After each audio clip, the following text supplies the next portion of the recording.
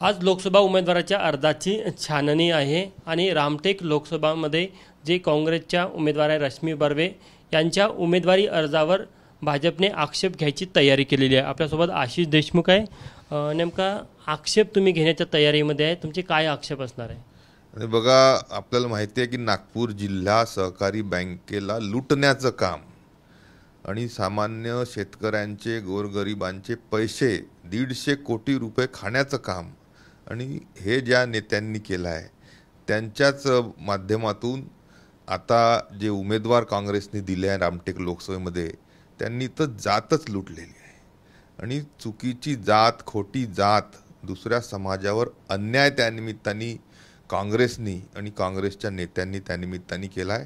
स्वाभाविक आहे की आम्हीच नाही, बाकीचे देखील जे प्रतिस्पर्धी उमेदवार आहे ते या तांत्रिक गोष्टींवर बोट ठेवून ऑब्जेक्शन नक्कीच घेतील। तुम्ही जी तयारी केली, कशा प्रकारे तयारी केलेली ऑब्जेक्शन संदर्भात? नाही बघा, आपण सर्वांनी परवाच्या दिवशी इथे जे किशोर गजबी म्हणून मागच्या वेळेस काँग्रेसचे उमेदवार होते ते एका काळी जिल्हाधिकारी होते, IAS आहेत, त्यांनी देखील ह्या संपूर्ण प्रकरणाची तपशीलवार चौकशी केल्यानंतर म्हटलं की ती जात चुकीची आहे, ती SC कॅटेगरीमध्ये ती महिला काँग्रेसचे जे उमेदवार आहेत त्या बसूच शकत नाहीत।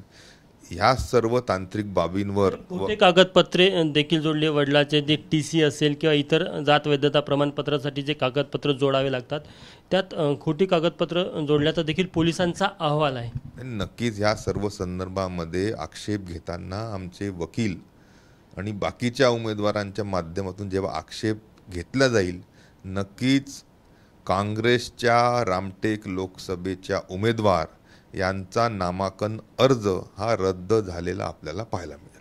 तुमच्या वकिलाची टीम पुरी म्हणजे आज असेल तिथे?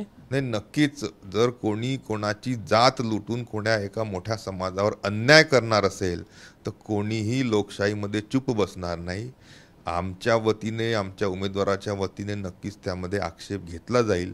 माझी अशी अपेक्षा आहे की बाकीचे देखील जे उमेदवार आहे प्रतिस्पर्धी त्यांच्या माध्यमातून देखील तांत्रिक आणि लीगल बाबींच्या माध्यमातून हा आक्षेप घेण्यात येणार आहे। तर भाजप नेते आशिष देशमुख त्यांनी सांगितलं की आज जो नामांकन अर्जाची छाननी होणार आहे, विशेष करून रश्मी बर्वे यांनी रामटेकसाठी जो काँग्रेसतर्फे उमेदवारी अर्ज भरलेला आहे त्यावर आक्षेप घेतले जाणार आहे। त्यामुळे आता नेमकं निवडणूक आयोगाचा या संदर्भात काय निर्णय येतो हे देखील बघणं महत्त्वाचं राहणार आहे। कॅमेरामॅन अतुल हिडेसह तुषार कोहळे, ABP माझा, नागपूर। ABP माझा, उघडा डोळे बघा नीट।